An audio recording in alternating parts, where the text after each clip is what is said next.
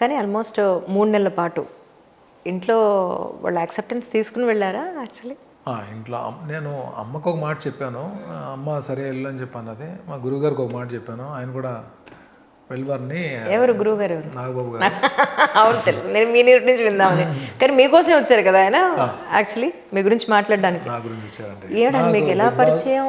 Big boss నాకు 2013లో అండి. 2013 కాదు, 2012లో ఆర్కా మీడియా, మన బాహుబలి ప్రొడ్యూసర్స్ ఆర్కా మీడియాకి ఒక టీవీ షోకి మున్నార్లో జరుగుతున్న షూట్, అక్కడికి వెళ్ళా. అక్కడ ఫస్ట్ పరిచయం సార్ది.